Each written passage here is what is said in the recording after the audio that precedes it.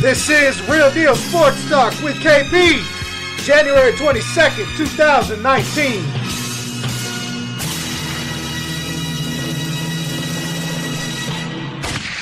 Mr. Green. I'm found to be the nicest. On the mic it with rhyme writing. My mind states gone cipher divine righteous. This is the sound of refinement. Extra time spent on every line written. You can hear the difference when I'm rhyming. The barbarian rap writings like Clash of the Titans. I wield the pen like Poseidon holding the golden triton. On the mic I strike faster than vipers and flashes of bolts of lightning. My poetry will leave the Pope enlightened. Whack rappers is past time. You paid the Pied Piper as the price just skyrocket. I stand to make a profit. I rap circles and spirals above your favorite artist, like an identifiable flying object with balls so far over your head. I'm honest to be rhyming in high orbit. If I dumb the metaphors down, you think the sky was falling. Rappers' arms too short to shadow box with the lords of the pantheon to rap on the high exalted.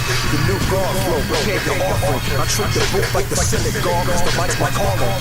I should congregate a following, although agnostic. You felt the flow was God sent, further personifying my Messiah complex. And welcome into Real Deal Sports Talk with KP. It is January 22nd, 2019. And this weekend's playoff games were UnReffing Believable. And I stole that. I saw that. That was a headline somewhere. And it fit. It was perfect. We're definitely going to get into the happenings of the game. We're going to break the games down. We'll talk about the refereeing, of course, the rule that the commissioner can enact, the lawsuit that's out there. We'll touch on all of it. Why not? Let's get to it. We'll talk about 2019 Baseball Hall of Fame class. We're going to talk about the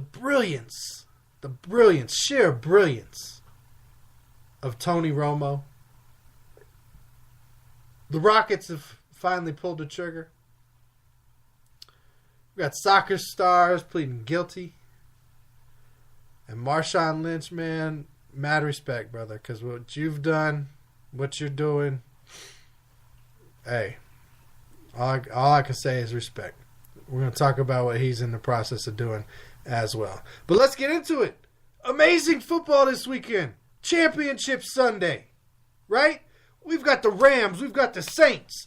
We've got the Patriots. We've got the Chiefs going at it for the chance at the Super Bowl. Teams laying it on the line. Great play on the field. Bad officiating on the field as well. Now we're going to break it up a little bit. I'm going to do my takeaways from the Saints and Rams game, my takeaways from the Chiefs and Patriots game, and then we'll talk about the referee, the officiating, the missed calls, the blown calls, the wrong calls, all the above. Saints and Rams. Great game. Couldn't have asked for more. You had a comeback, you had a tie, went into overtime, excitement, sudden death. We're going to talk about that here in a little bit also, actually. And now, what's associated to that game? What's anybody going to remember? The play at the end of regulation. Near the end of regulation. Not even at the end of regulation. Near the end. Other things could have happened after that play.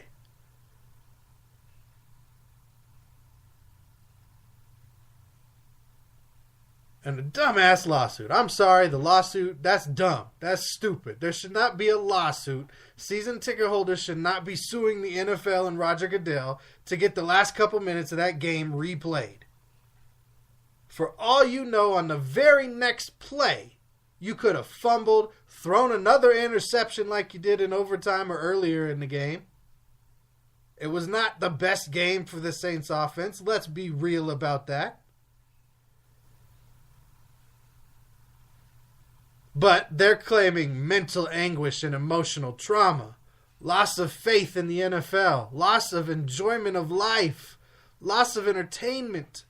distrust of the game. It was fixed. Look, I can't tell you why multiple refs didn't see what anybody from any angle could have seen. You didn't need slow motion to see it. The player afterwards admitted to it. The NFL admitted to it afterwards as well.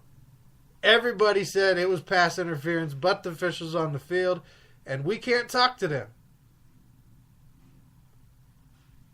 But it's definitely calls like that, or lack of a call like that, that makes people feel like something's rigged, like they got cheated. This lawsuit's not going to go anywhere.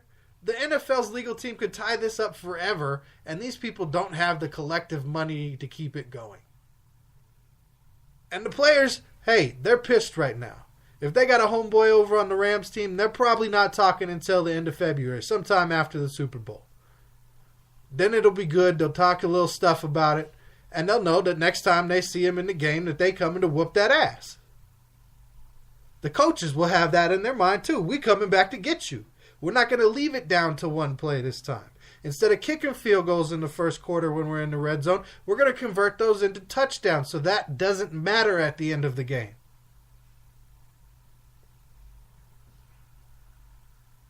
The Rams coaches seemed like they were out of their element in this game.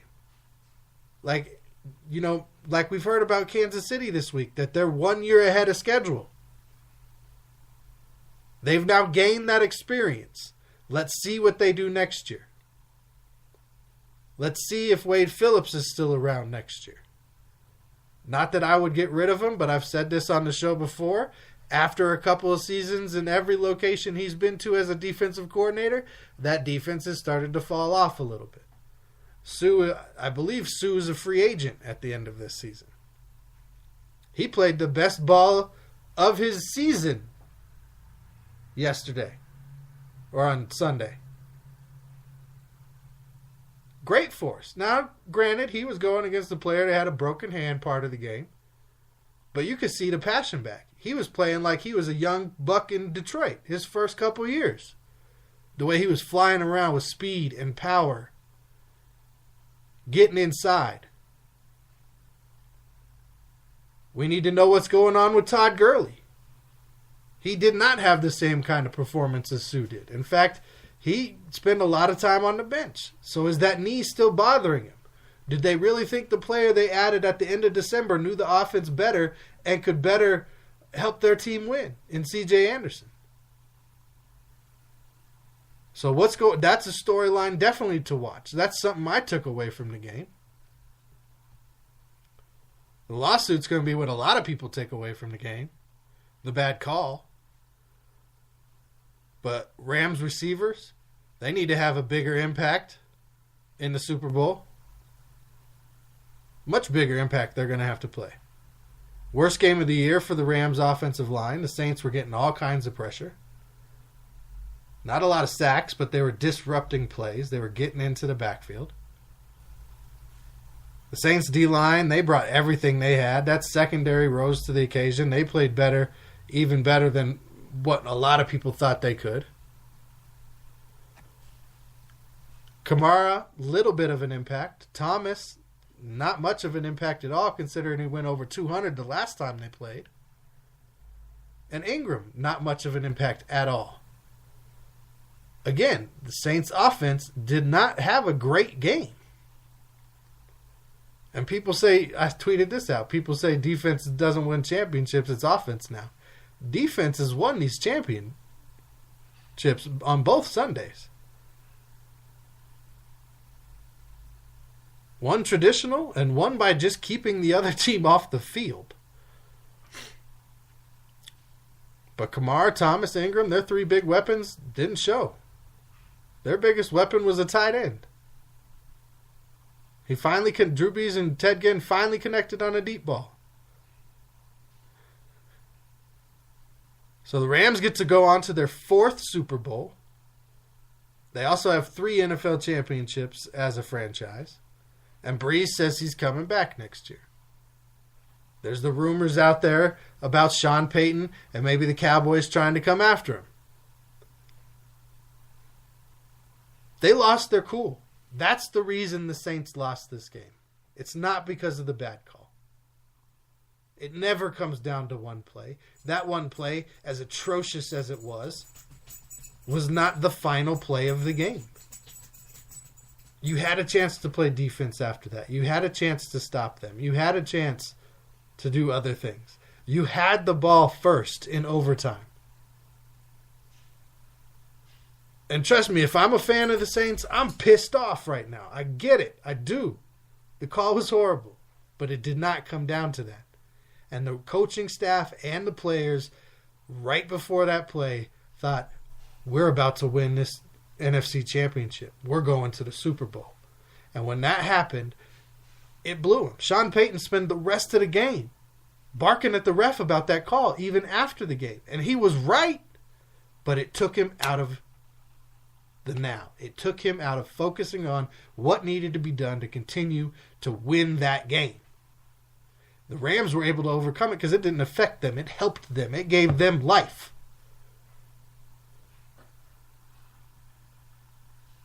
It gave them excitement. They got to go party. They got to go back to the locker room. NFC champions, Young Bucks from LA. We going to the Super Bowl in Atlanta. We got a 32-year-old head coach. We fly around. We score points.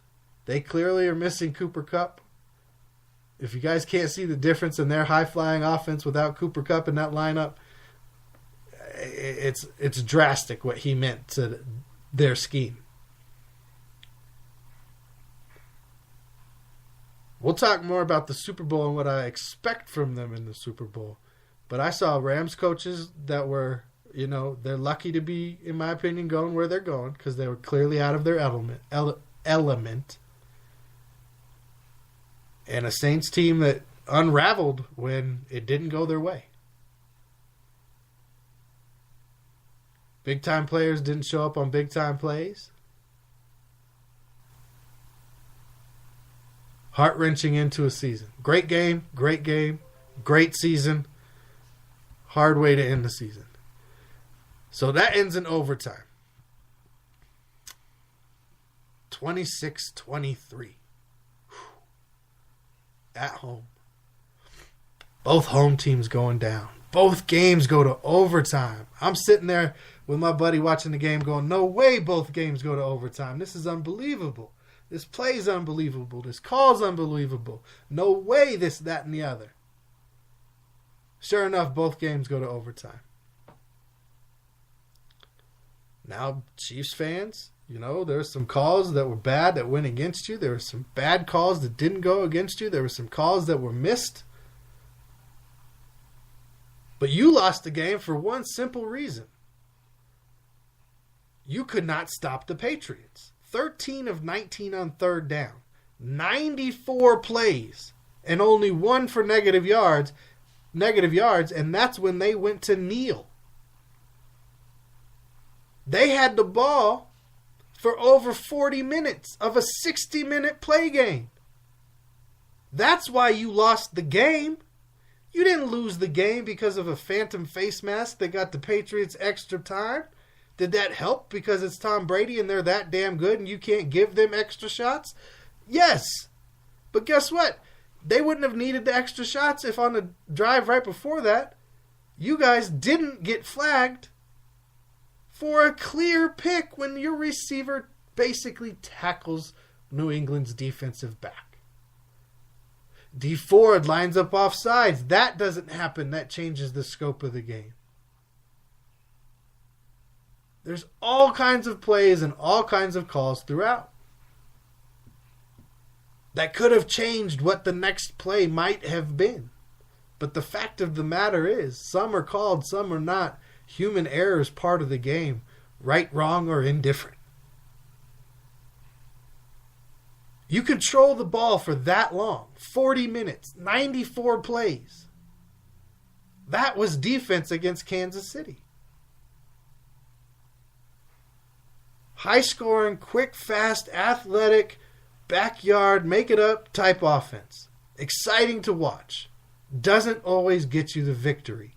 And at some point, it's going to backfire and you're going to lose a game because of it. Mahomes took a 2 or 3 bad sacks by just not getting rid of the ball and trying to scramble backwards. Patriots came with 2 tight ends and a fullback a lot. They used the fullback. Gronkowski was a passing target again early and a blocking stud again. Michelle went over 100 yards. Before the game started, I told my buddy, I said, if Michelle gets to 100 yards, New England wins this game. Kansas City cannot let him get to 100 yards because that means they are dominating the time of possession. That's what ended up happening. Not having Hunt or that type of running back proved to be a factor in this game. Now, 26 Williams, I believe his name is. Talented guy. No doubt about it. But not the same kind of threat that a Kareem Hunt would have been in this game. So ultimately, that ended up hurting Kansas City this season, in my opinion. They're the first team to score 30-plus points in the home AFC Championship game and lose. That's like the story of their season right now. I think they averaged like 35 points in every loss. Andy Reid, again, people are questioning the timeout. Gave the Patriots time to make a better call. I don't mind the timeout so much. I don't think he messed up with the clock management as he's done in times past. I think he called a pretty good game on this one. I think both coaches did a really good job. I think Belichick at one point thought that they had blown it and it was over and they had lost their chance to win this game. He almost had a look at one point on the live shot where it was like, And then, of course, we all saw him destroy the tablet or try to. But the Patriots, again, they're the Patriots. They're not going to beat themselves. You have to go in and beat them. And Jones is a stud. He injured that knee a little bit late in the game. He wasn't out, but how much did that affect his burst, his drive? Ford is a beast. They need to make sure they get him back.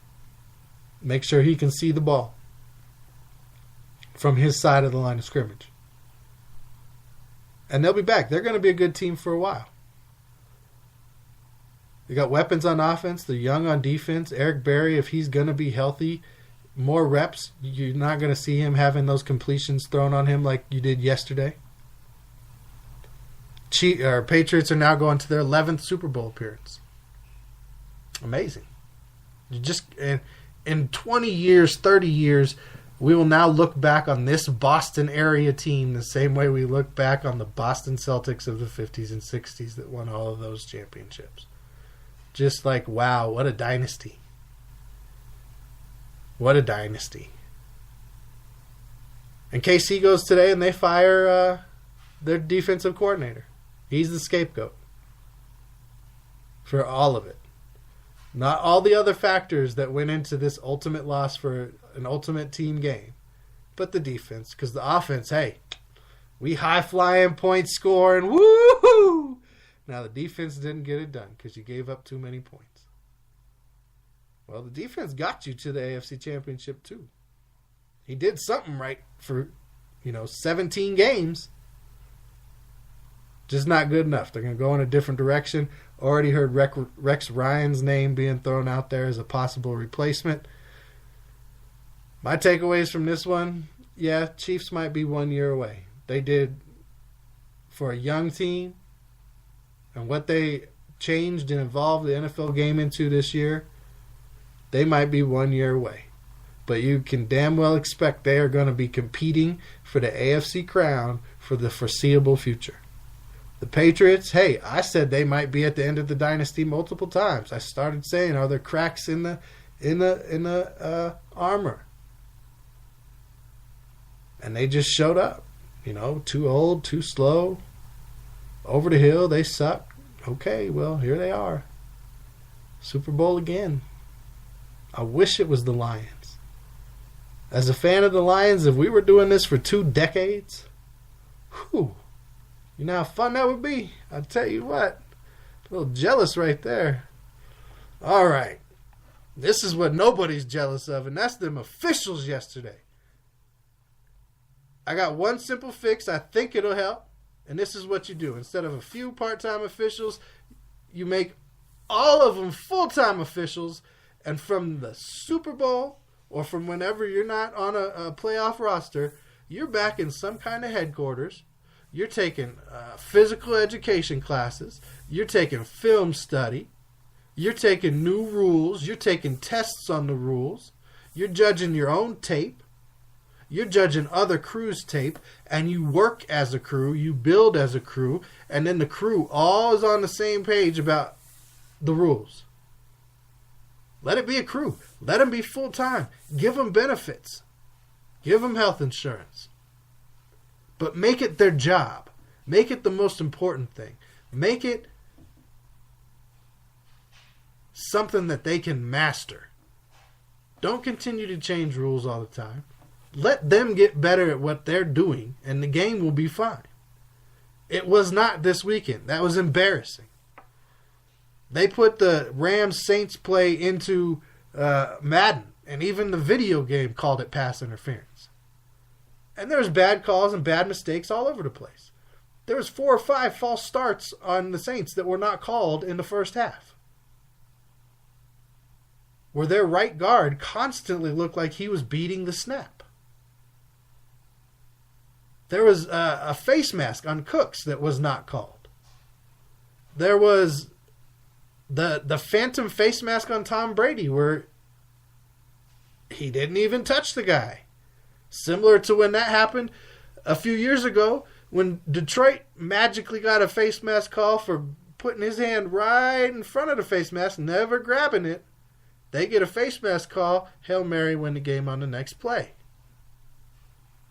Well, Brady gets to 15 yards. He got another shot.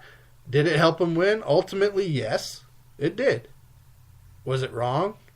Yeah, in my opinion. The way they protect quarterbacks and offenses these days?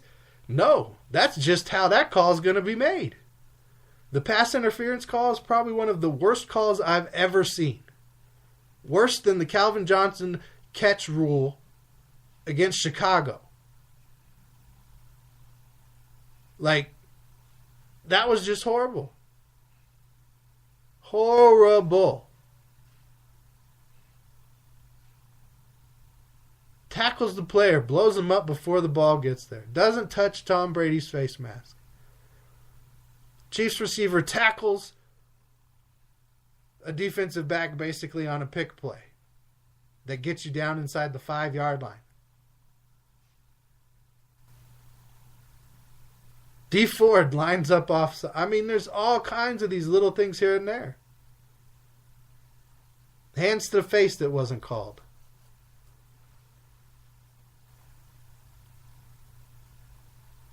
And that's consistency. You got to give these guys more reps. You got to have them in the film study. You got to have them seeing it from all the angles. I've refereed before, not on that level, in different sports. I've done volleyball and basketball and football. Even I've done the security side, all of those jobs. It's easy to catch yourself peeking and watching it and not paying attention to you're not supposed to be a fan. But this weekend, UnReffing Believable. Embarrassing calls. Calls that cost maybe teams a chance to go to the Super Bowl.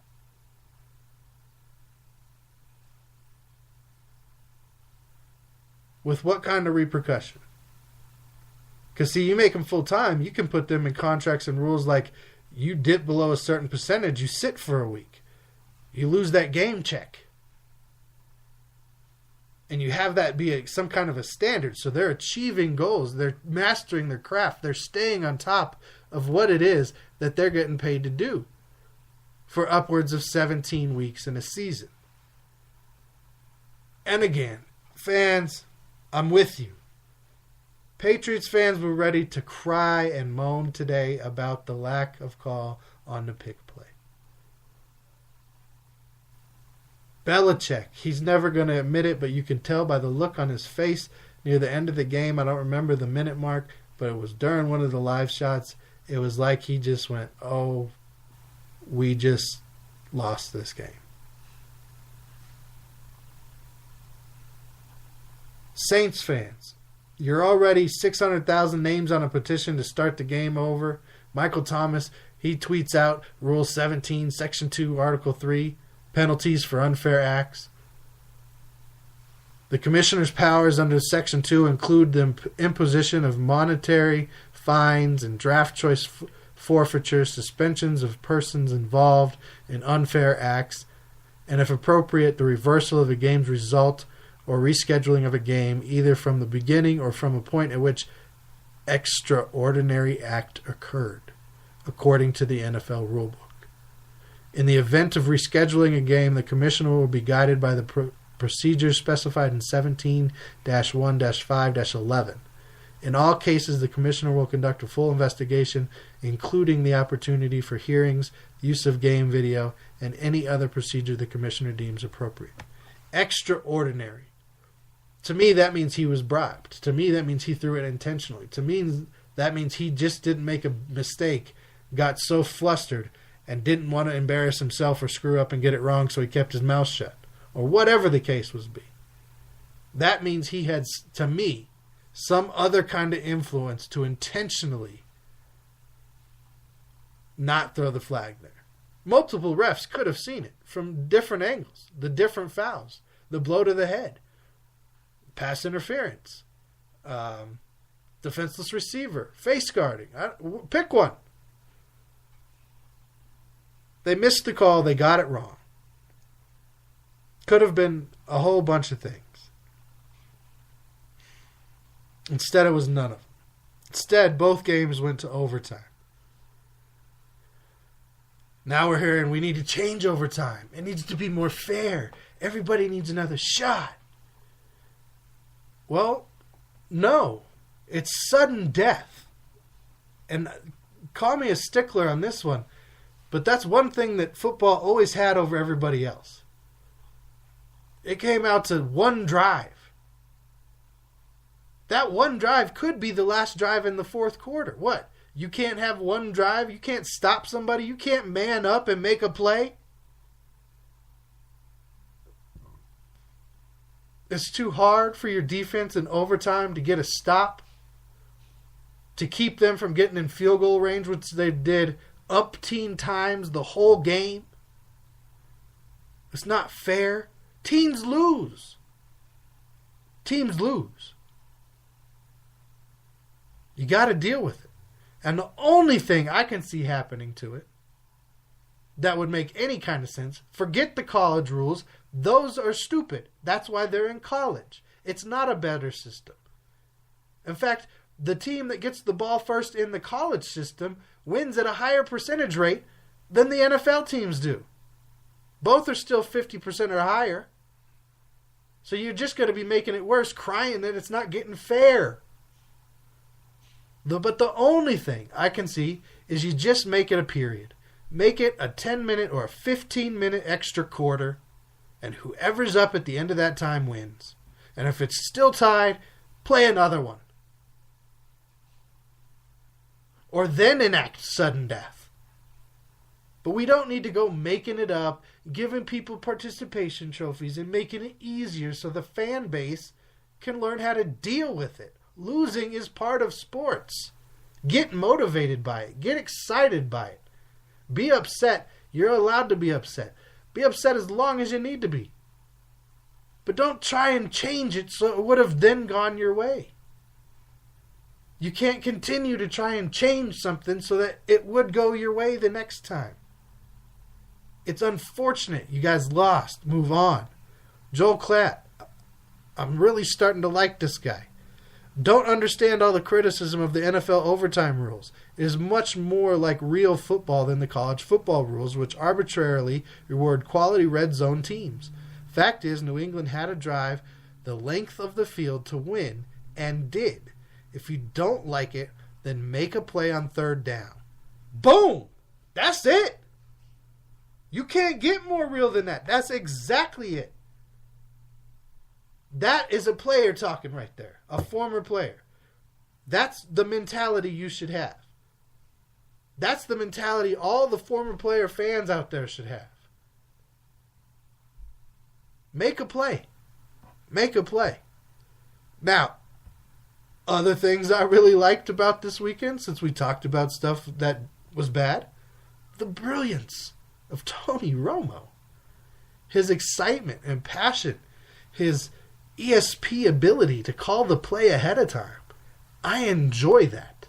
I know people don't like it. I know there's people out there saying that they want him out of the booth already and that he's ridiculous and a moron and whatever. That's good to me. I rather hear players who are experts at their position, whether they were the best or made fumbles or whatever, talk about the sport than somebody who went through broadcasting school. Have that be your other guy in the booth.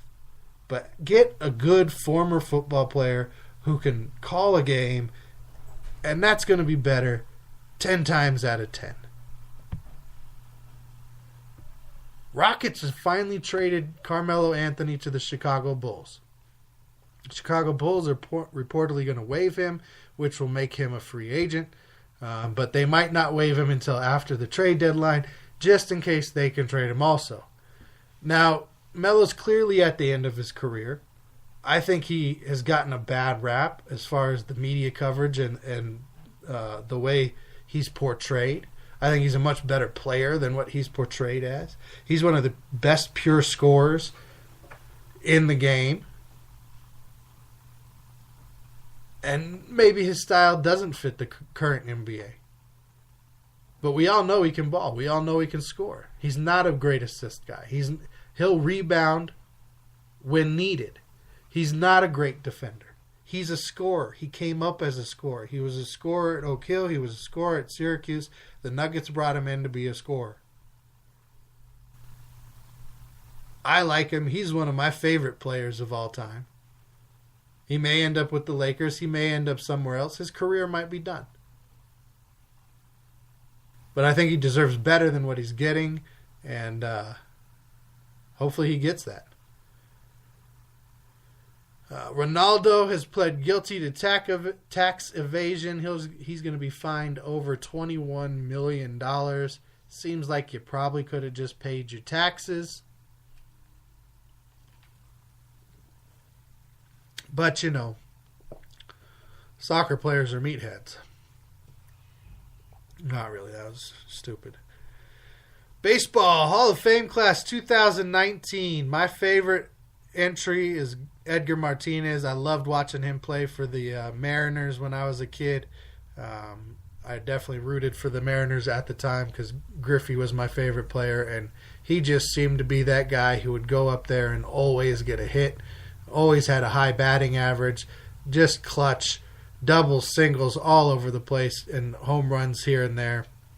Mariano Rivera, as clutch as you can get, reliever for the Yankees. He's the first ever unanimous entrant into the Baseball Hall of Fame. Deservedly so. I mean, the guy was a monster. Hardly ever did anybody get a hit. Hardly ever did he give up a run. It was almost taken for granted that when he came into the game, it was 1, 2, 3, let's go home. Roy Halladay, a Colorado product, he gets in post-mortem after the plane crash. And Mike Mussina also gets in, pitcher Mike Mussina. So 3 pitchers, one of which was a reliever and a designated hitter, make up this year's Hall of Fame class. I enjoyed watching all of them do their thing. Didn't really root for Rivera too much. It's hard for me to root for the Yankees as a whole. I enjoyed watching his dominance and respected his game. Roy Halladay, when he was with the Blue Jays and the Phillies, great pitcher to watch. Mike Mussina, man, a lot of people thought he was overrated, but he just went out year after year after year after year after year, battled and battled and battled and battled, came up in big moments. Sometimes he would fall, but he'd always come back. He'd always be strong and get it done. And again, Edgar Martinez, like I said, he was a fan favorite of mine as a kid. Now, we're going to end the show today with a couple things. First, I'd like to announce, and I'm going to have a promo that's going to be running moving forward, that Vance Johnson will be on the show February 2nd before the Super Bowl.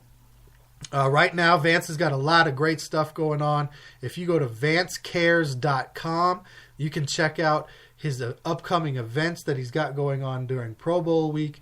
He'll be updating that calendar with what he's got going on during Super Bowl week, where he's going to be at, the events that he is participating in, the people that he's helping.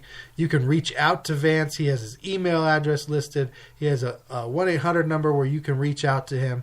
And he's doing big things. He's helping a lot of people. He's a friend of the show. He's available for junior and high school speaking, keynote speaking. He's a Christian speaker as well, heavily into his faith. And he's changing lives as he owns his sobriety and helps others do the same. NFL Network recently did a documentary on him. Great documentary covering, a little bit of his career and his post-career stuff and his struggles and coming back from that. And I can appreciate calling him a friend and a friend of the show. He's a good guy. Can't wait to have him on the show. Look out for the promo coming this week. It'll be out on social media, and we'll be running it on the show moving forward. Again, that's vancecares.com, and you can email him at vanceinspires82@gmail.com, and the 1-800 number is 1-888-813-3659. And we have all of that linked on our website as well at realdealsportstalkwithkp.com, along with links to his social media accounts as well. Again, Vance is good people, and I'm glad that we can have him on the show. Now, other good people, amazing people, Marshawn Lynch, my man. I love you, man. I love you for what you're doing and you're trying to do in Oakland right now. You're standing up for the teams. You go into city council meetings. You came back to your hometown where you grew up, and you're trying to make a difference, and you're really trying to help the people in the community. And now reports are that you're buying up real estate in Oakland to combat gentrification. My brother, keep going, stay strong, do what you do, love the people. You are giving back. I'm so proud of this story. It's amazing to hear things like this. You truly love your community and care about the people. You have a platform. You are using it to give back. That's real talk. That's what we're about. Until next time, just be real.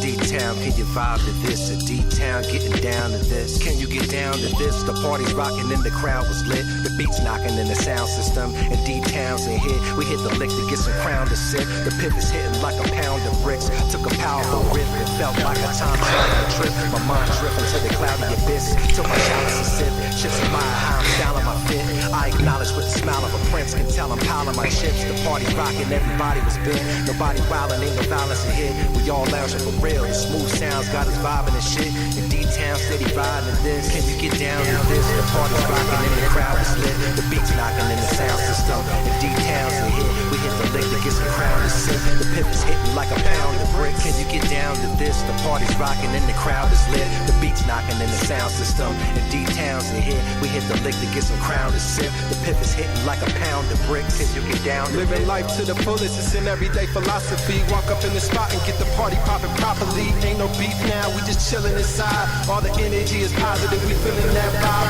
Politicking with my people, we get the reminiscing. How we flip the whole script, now we in better position. Still be on a mission, turning dreams to fruition.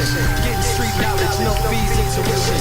Think about the future, how we need to teach children. Already reached thousands, we about to reach millions. Break the glass ceiling, how your ass feeling? Like a superhero when it's coming. Put villains in the mile high city. You know we stay blazing. I'm high off this life, though the feeling is amazing. Never had nothing, now every day is celebrated. Glasses elevated tonight. Can you get down, baby? The party's rocking and the crowd is lit. The beats knocking in the sound system. And D-Town's in here. We hit the lick to get some crown to sit. The pivot's hitting like a pound of bricks. Can you get down to this? The party's rocking and the crowd is lit. The beats knocking in the sound system. And D-Town's in here. We hit the lick to get some crown to sit. The pivot's hitting like a pound of bricks. Can you get down to this? Can you get down to this?